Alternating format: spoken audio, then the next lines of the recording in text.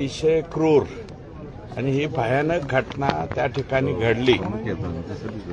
त्या स्टेजवरून मला बोलता येत नव्हतं. त्या काही बाबी त्या इकडे मला या ठिकाणी बोलायच्या आहेत. गेल्या वर्षभरामध्ये ज्यांनी कारण हा गुन्हा दाखल होत असताना मी नव्हतो. मी 12 म्हणजे 9ला घटना घडली होती, 12ला आलो होतो. अगोदर इथे मनोज दादा होते गुन्हा दाखल करायच्या वेळेस. आणि सभागृहामध्ये ज्या 4च्या 4 मागण्या मी मागणी केली होती, मला वाटतं 16 डिसेंबरला त्या ठिकाणी मी बोललेलो होतो. आणि ज्या 4 मागण्या मी मागितल्या होत्या त्या 4च्या 4 मागण्या राज्याच्या मुख्यमंत्र्यांनी त्या ठिकाणी मंजूर केल्या. आणि याच्यामध्ये फक्त 302 नव्हे तर मोक्कासारखे गंभीर गुन्हे सुद्धा त्या ठिकाणी ॲड करून घेतले. म्हणून गृहमंत्री आणि राज्याचे मुख्यमंत्री यांचं मी मनापासून या ठिकाणी आभार मानेन. या तपासी अधिकारी माननीय तेली साहेब आणि गुजर साहेब आणि सरकारी अभियोक्ता म्हणून माननीय आदरणीय निकम साहेब यांनी खूप चांगल्या प्रकारचं सहकार्य केलंय. त्यांना 7 कोल्हे साहेबांनी त्या ठिकाणी दिलेली आहे. आणि आता आमचा जो धनंजय आणि धनंजयचं कुटुंब आणि हे गाव मस्साजोकर हे एवढ्या ताकदीनं त्या ठिकाणी प्रत्येक गोष्टीवरती हे लढा देत आहेत. ही कमाल आहे धनंजयची त्यांच्या सर्व सहकाऱ्यांची. आणि आम्ही 100% आम्हाला या ठिकाणी गृह विभागाने चांगलं सहकार्य केलंय. निकम साहेबांनी मध्ये तर निकम साहेबांची खासदारपदी निवड झाल्याच्या नंतर काही लोकांनी या ठिकाणी सुस्कारा सुद्धा टाकला होता.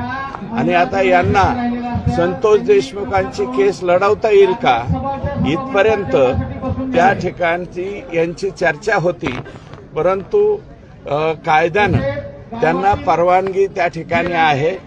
सुदैवानं आता चार्ज फ्रेमपर्यंत म्हणजे कालच मी माहिती घेतली आणि धनंजयचं स्टेटमेंट सुद्धा त्या ठिकाणी पाहिलं. अजूनही एक आरोपी जो फरार आहे तो पकडला जावा. आणि हे जे सगळे लोक आहेत आतमधले हे सगळेच्या सगळे त्याच्यामध्ये गुन्हेगार आहेत एक ते शेवटपर्यंत. आणि याच्यामध्ये 3 कलम लागल्याच्यामुळं आणि अतिशय योग्य तपास झाल्यामुळं या लोकांची सुटकाही होणार नाही, यांना माफीनामाही मिळणार नाही. आणि हे लोक लवकरात लवकर फाशी कसे जातील यासाठी आम्ही प्रामाणिक प्रयत्न त्या ठिकाणी धनंजयच्या माध्यमातून करत राहू. तुम्ही सांगितलं की सरकारचे तुम्ही आभार मानले, मात्र 1 वर्ष पूर्ण झालेलं आहे, आणखी चार्जशीट फ्रेम नाही, एक आरोपी अटक नाही. एक मिनिट ऐका. नाही, चार्ज फ्रेम करणं हे सर्वस्वी माननीय कोर्टाच्या हातामध्ये असतं. चार्ज फ्रेम करणं आणि दुसरं चार्जशीट हा शब्द चार्ज आणि चार्जशीट याच्यामधला फरक आहे. हा क्रूरतेचा कळस झालेला जो घटना आहे या घटनेची चार्जशीट जी आहे 90 दिवसाच्या आत दाखल केलेली आहे सरकारने. त्याच्यामुळं सरकारचं या बाबतीत आणि गृहमंत्र्यांचं राज्याच्या मुख्यमंत्र्यांचं पूर्ण सहकार्य मलाही आहे आणि देशमुख कुटुंबियांना आहे पूर्णपणे.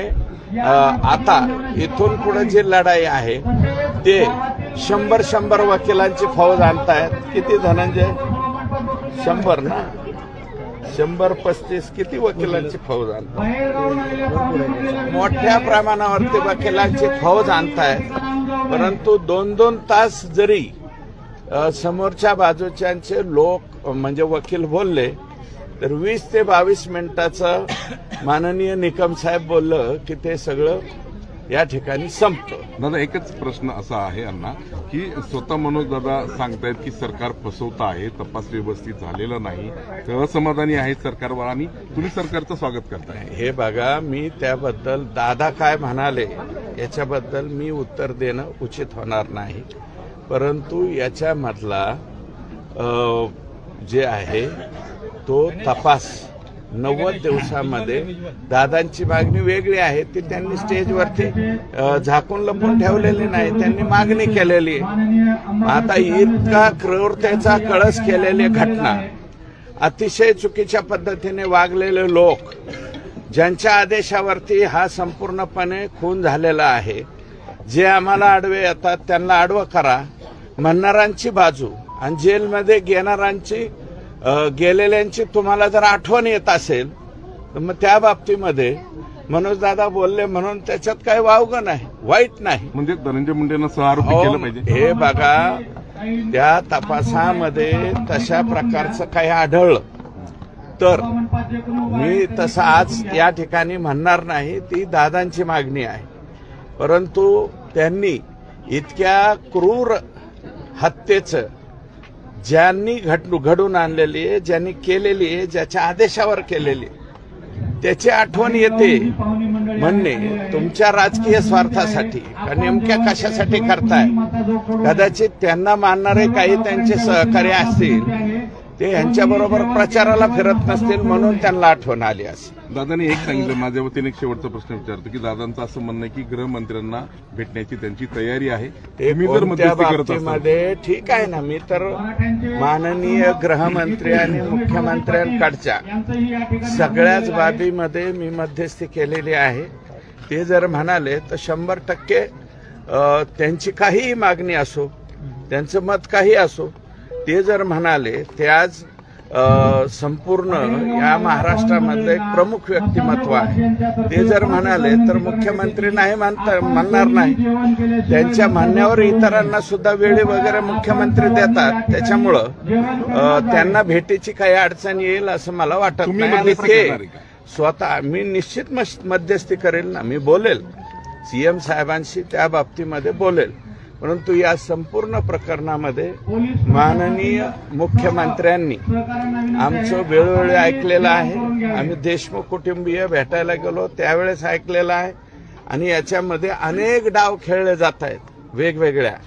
याच्यामधले जे प्रत्यक्षदर्शी आहेत, जे साक्षीदार आहेत, त्यांच्यावरती दबाव आणणं, त्यांच्या बाबतीमध्ये वेगवेगळ्या कृत्या लढवणं आणि त्या बाबतीत सुद्धा मुख्यमंत्री महोदय आम्हाला सहकार्य करतात. आज 1 वर्ष झाले प्रकरणाला, एक मिनिट वर्ष झाले हे की कृष्णा आंधळे अद्यापर्यंत अटक नाही, पोलीस कसा तपास करतात. हे बघा, तो कृष्णा आंधळे जो आहे तो यापूर्वीच्या सुद्धा काही प्रकरणामध्ये म्हणजे ह्या केज मधल्या आणि इतर बाबतीमध्ये सुद्धा तो जो आरोपी आहे तो सापडलेला नाही.